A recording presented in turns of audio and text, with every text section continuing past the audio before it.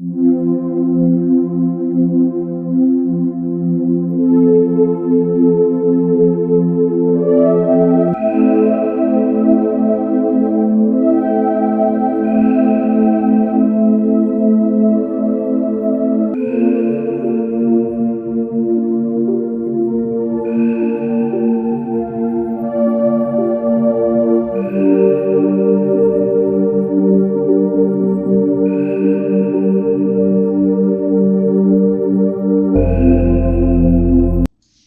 many times have you had questioned about the topic of death? Do you truly fully understand the death process? Or are you just merely forming your own interpretation of what death is really all about? Especially when someone that you know passes on into this death stage. Well, death is truly the permanent cessation of all bodily functions, which includes breathing, brain activity, and loss of heartbeat. It is legally and permanently all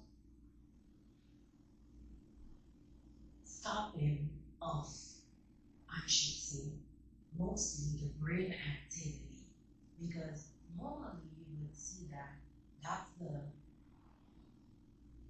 one of the last things that you have to lose: brain and heart activities, and of course breathing. That is, we shall say that in simpler terms, it is simply the separation of the immortal soul from the mortal body. You see, when someone enters into the death stage, what happens is that their soul usually goes forward into the quantum field, merges with universal energy, connects fully with Creator Source, and sometimes, depending on what the soul has decided to do, it decides whether it wants to continue living in the quantum field or reincarnate back into another life cycle. So, what is death really all about? We shall delve deeper into this topic so that we could further understand what the death process really is. So, really, we can say that the death process is really fascinating in itself. I personally believe that many people do not understand what death is truly all about. You see, when someone close to you passes on and dies in this realm, this three-dimensional realm, we often see that, in this physical state that, of course, their body loses all of its bodily functions. We shall see no breath, no heartbeat, and most of all, no activity. Although there's sometimes when the heartbeat continues and someone goes on to be what is considered brain dead and they are being kept on life support. But they are in a vegetable state that they could do almost nothing than just exist on this mere technology that's keeping them alive in this really rough. So really we shall say is that when the body no longer is existing in this realm, meaning having a heartbeat, breathing, and having this brain activity to function, of course it continues being in a state of consciousness. The soul, that is. The soul, of course, is really a non-physical presence. I should say it is just a pure state of consciousness. And when you go on to having this discovery, you would see that it is just mere like quantum particles merging together, having this sort of consciousness in this three-dimensional thing. But of course, we know life is eternal. Life is truly everlasting. So the soul goes on and on and on.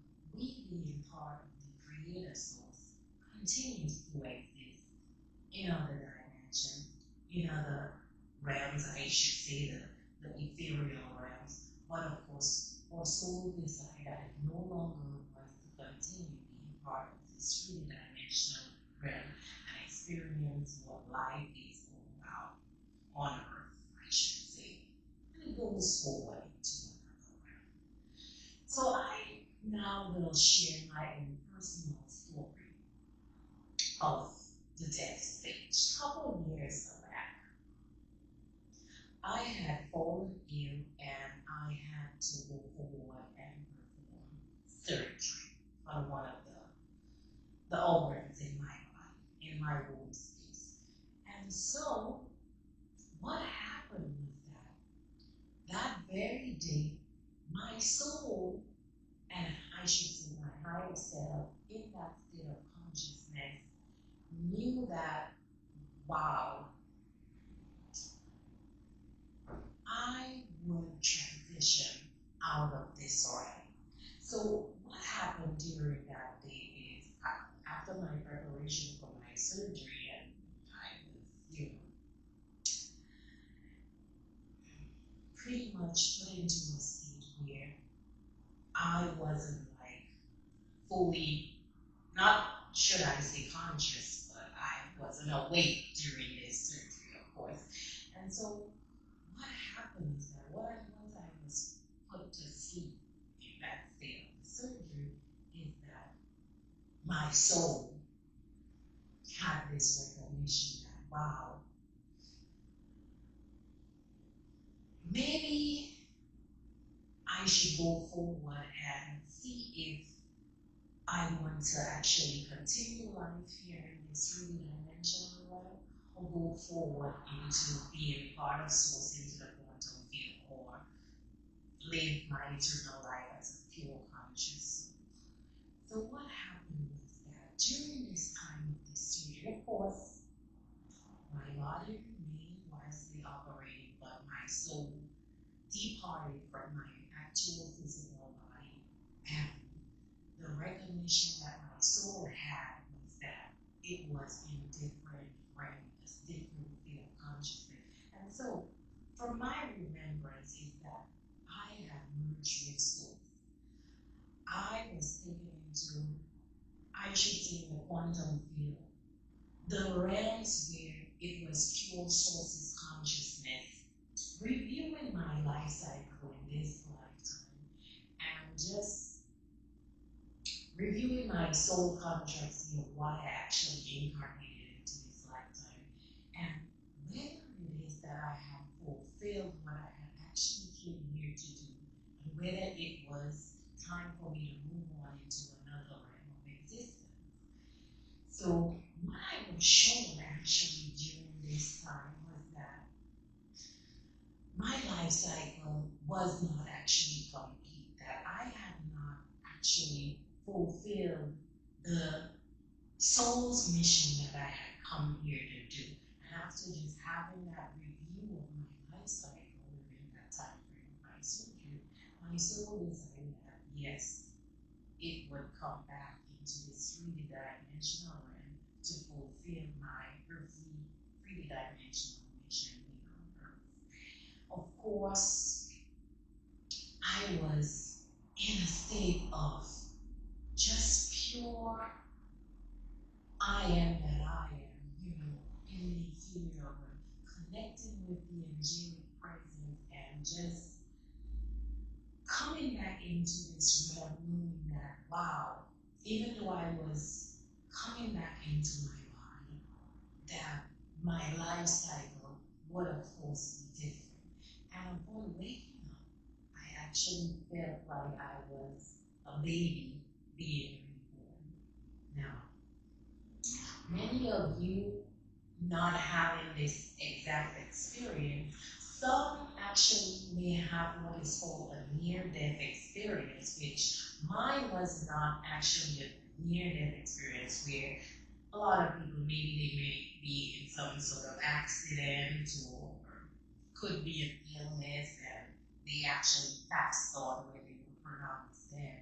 They come back and after reviewing their life cycle, they decide, but it was actually a transition period. And so, from what I understood about that was that each soul, when they actually incarnate into this lifetime, they are contracted with Creator Source to live out a certain life, to fulfill a certain purpose, to fulfill a certain mission.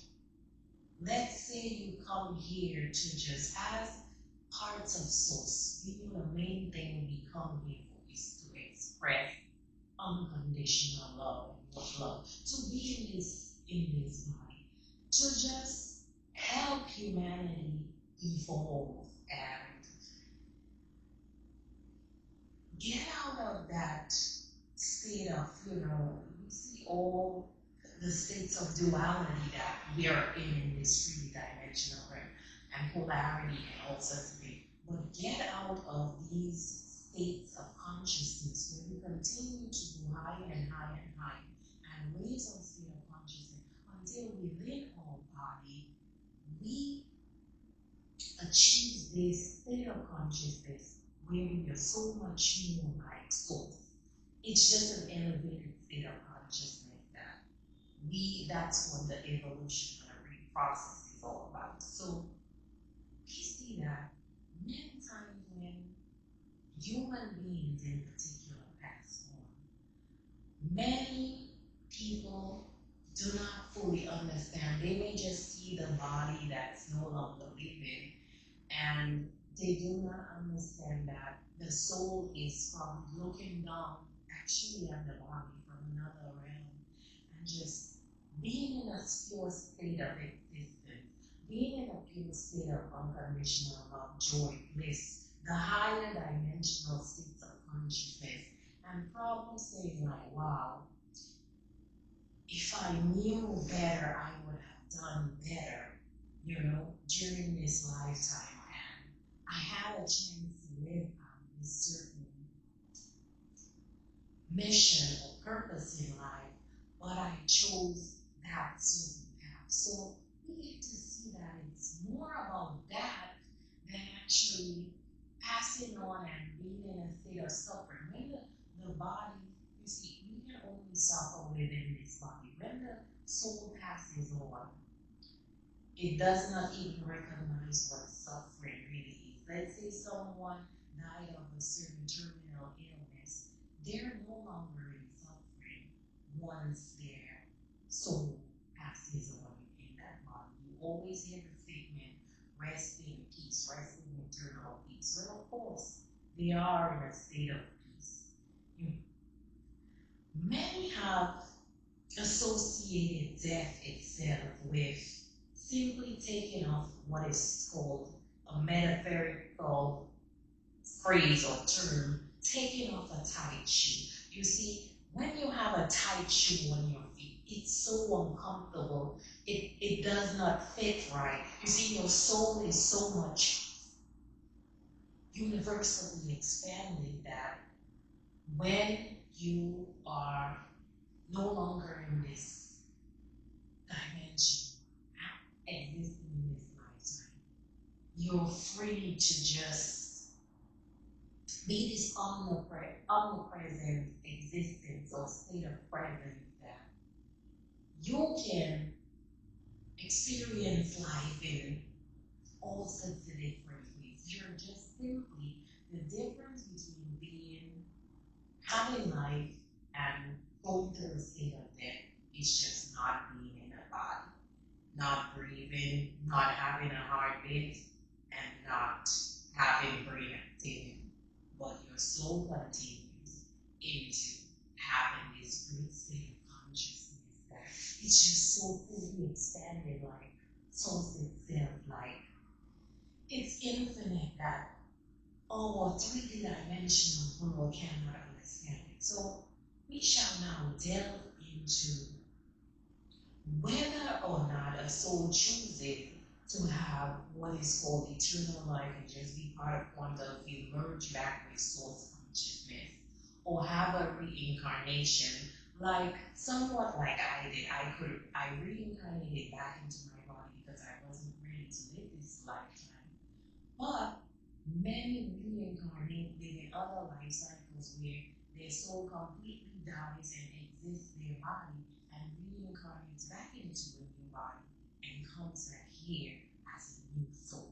So we shall deeply and in-depthly on a certain ancient culture, the ancient Egyptian, of why they loved the death process. They prepared so much for the death process, and they truly connected with what the death process is really all about. In fact, it wasn't this state of like sadness to them. It was a state of okay, preparing for their immortal existence or their reincarnation. That's what we spend so much into preparing for the death cycle.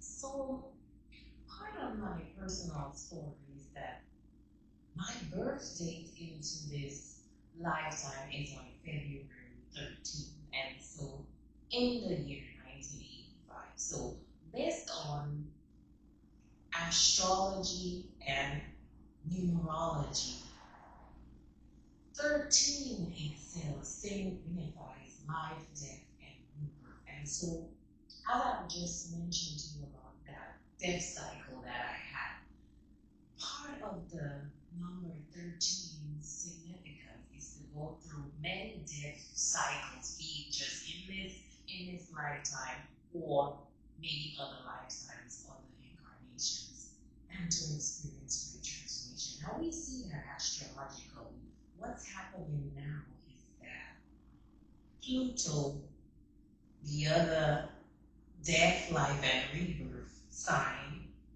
which is often associated with the astrological sign of Scorpio, is now in Aquarius. Now, me being an Aquarius myself, we see that I can now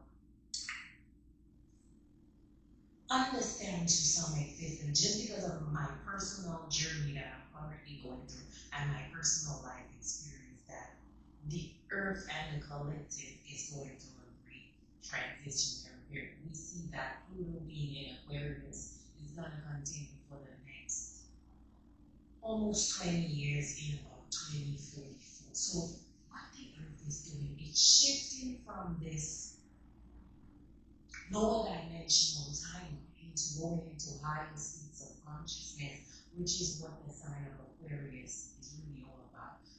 I personally can see that even in the year 85, which also adds up to 13,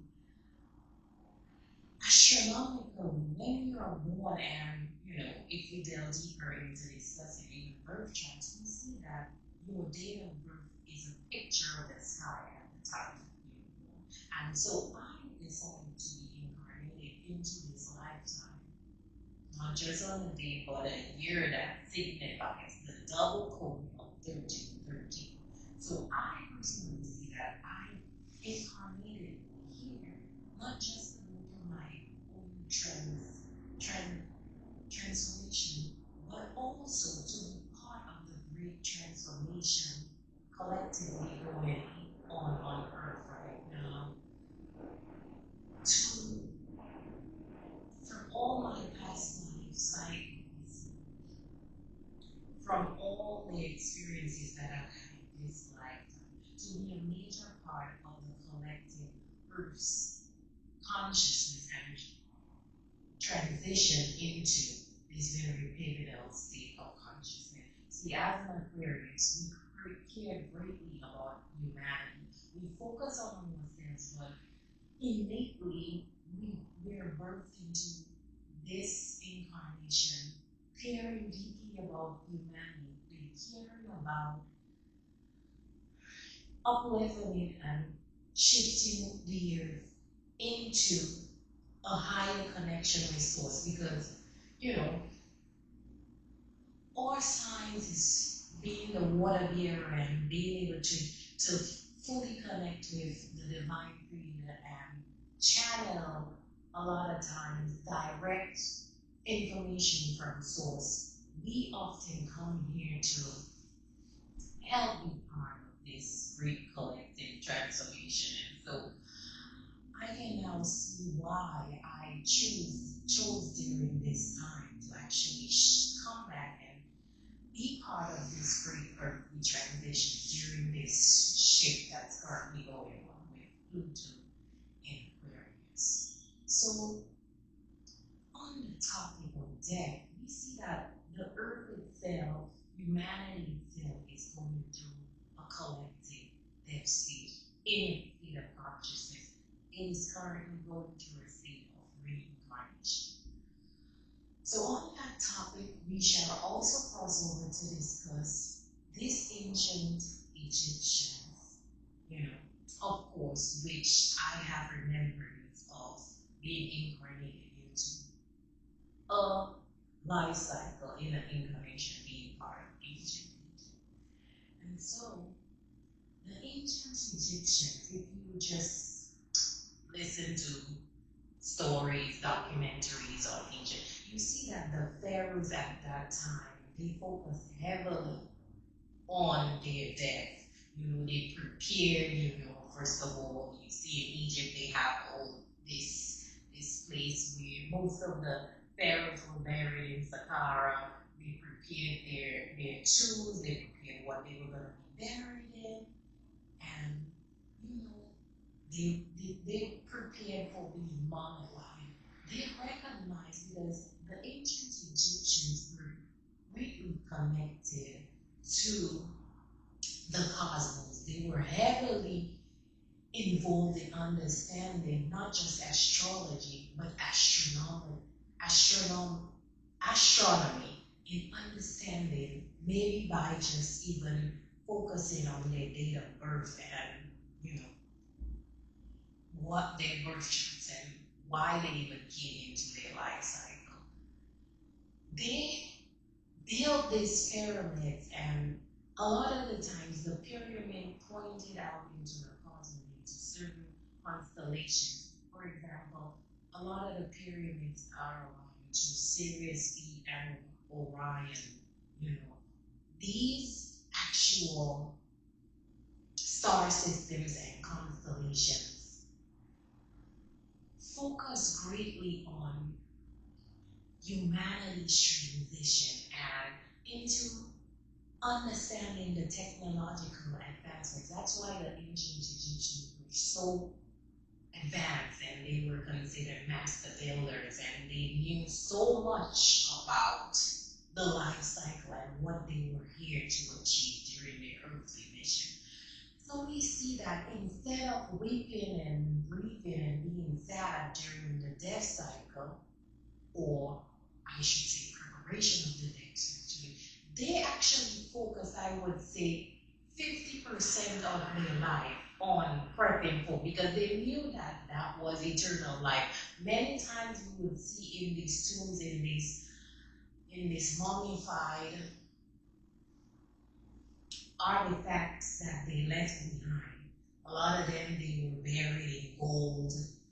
They had maybe food and medicinal stuff and just like certain things where they believe that in the afterlife, if they decided to reincarnate that, their other life cycle, they may in fact, for example, if you were a pharaoh or the wife of the pharaoh, you may say, okay, I want to come back into another life cycle, but I want to live a life where I'm very prosperous. I want to have a certain status in my life. So I'm going to put this in my actual mummified body, on my mummified body, in my tomb where I'm buried, so that my next life cycle that I choose, it will be that kind of life. So we see that they kind of understood the death process a lot more than people in this present day existence of death.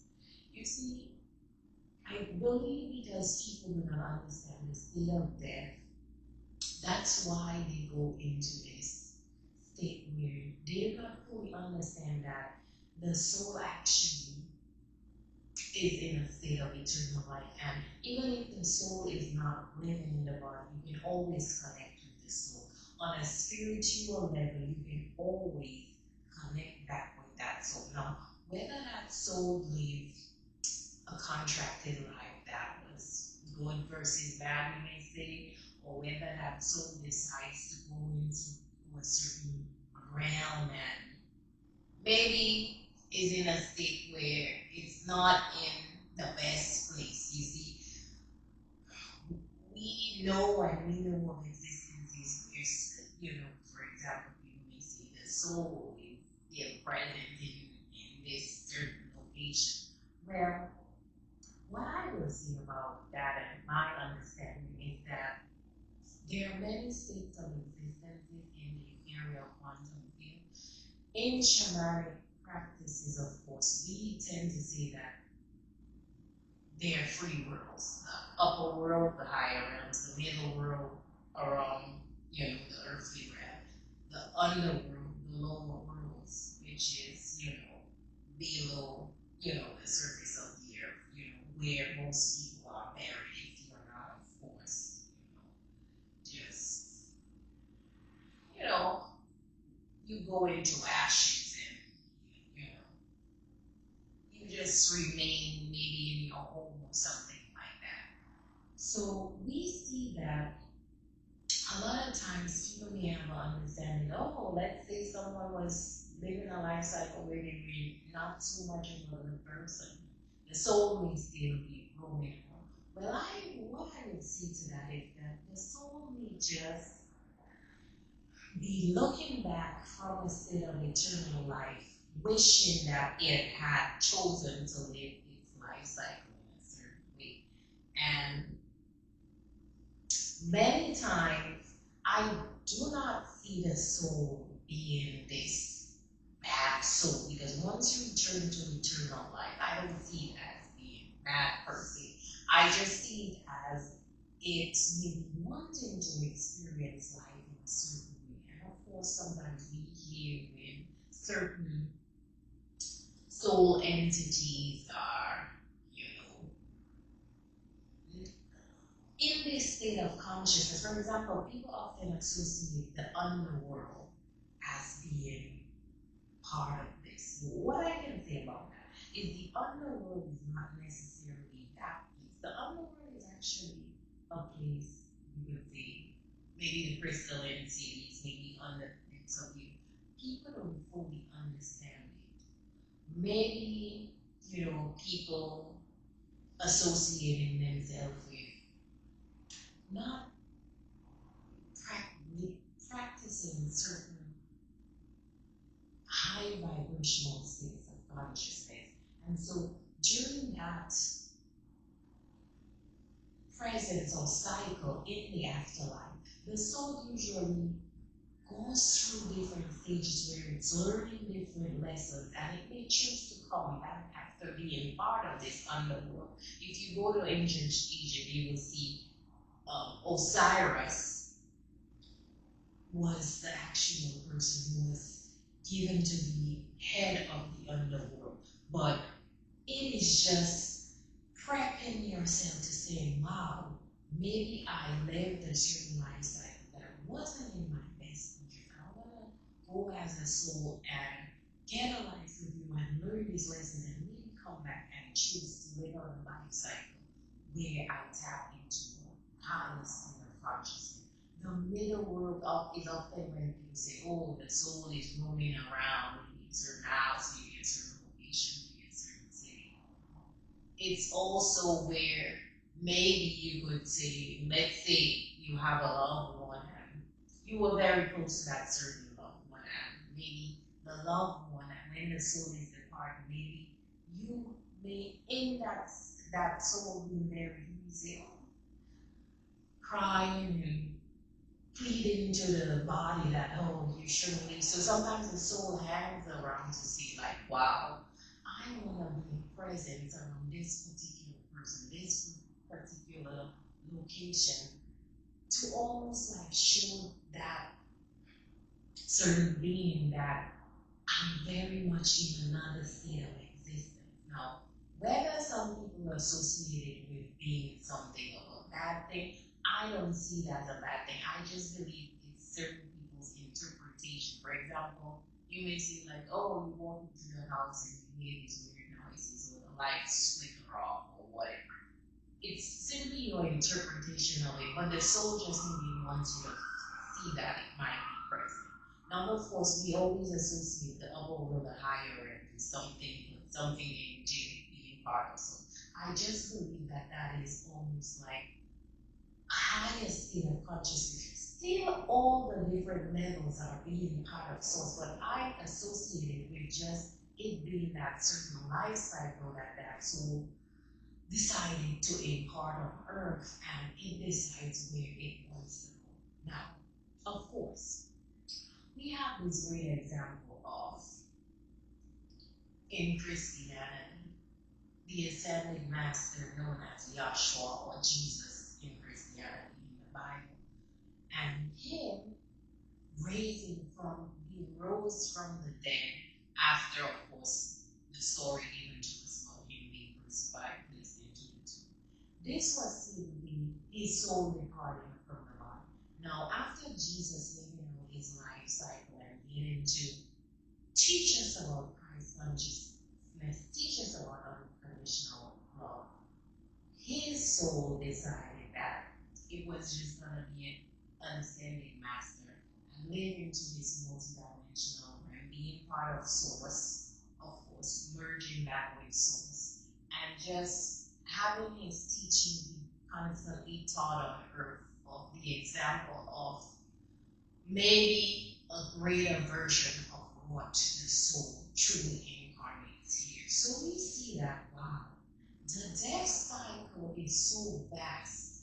Many, even me before having my transition, and should I say, after coming back into this life cycle, what I experienced was so beautiful, this great spiritual awakening, which, my state of consciousness just began to expand, just began to merge with source, merge with the ascended master, merge with the angelic realm, merge with my pastor love world, merge with my animal spirits, the plant kingdom, the elementals, you name it. The I am that I am present. When you just can see beyond these realms, if I should say the unseen realms, that's when your soul, I've even had several experiences where my soul has often left my body and departed my body, giving me a picture view